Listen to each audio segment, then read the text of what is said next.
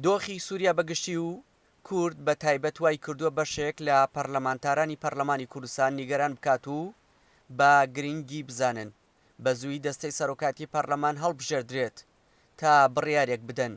ئەوان پێیان وایە بەم دۆخەی کە ئێستا پەرلەمانی پێدا گوزەر دەبێت هیچ دەسەڵاتێکیان نییە و تەنها داوا دەکەن کورد هاو هەڵوێز بێت لە بەرامبەر مەترسیەکانی سەر کوردانی ڕۆژئاوا.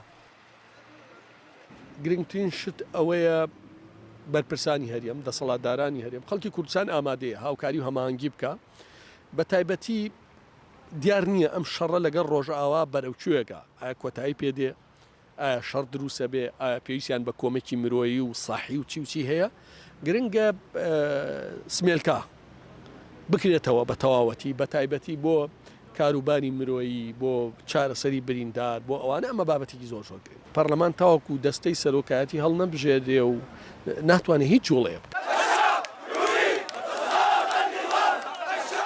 ڕوخانی دەسەڵاتەکەی بەشارە سەدوای کردووە نەک وڵاتیانی سووریا بەڵکو سەرکردە و بەرپرسانی زۆرێک لە وڵاتان دڵخۆش بکات. هەمویان باس لەوە دەکەن کە دەسەڵاتێکی مرۆڤ کوژ ڕووخا.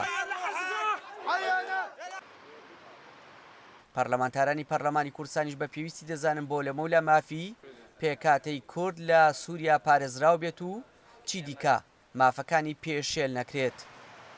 ڕۆژاوە کەوتنی ئەسد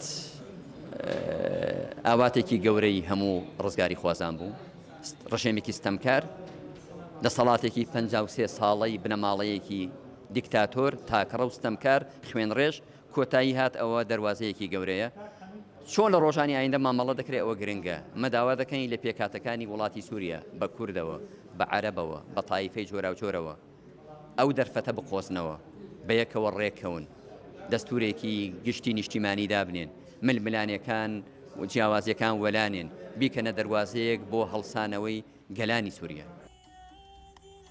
دوایەوەی ڕۆژی 29 مانگی 11 ئەم ساڵ گروپە چەکدارەکانی هەیئەت تەحریر شام و هاوپەیمانەکانی و گروپە ئۆپۆزیسیۆنەکان لە یەکەم هەنگاوێندا هێرشیان کردە سەر شاری حەلەب لە سووریا و هێرشەکانیان بەردەوام کرد تا وردە لە ماوەی چەند ڕۆژێکی کەمدا دەسەڵاتی ئەسەدیان ڕووخاند.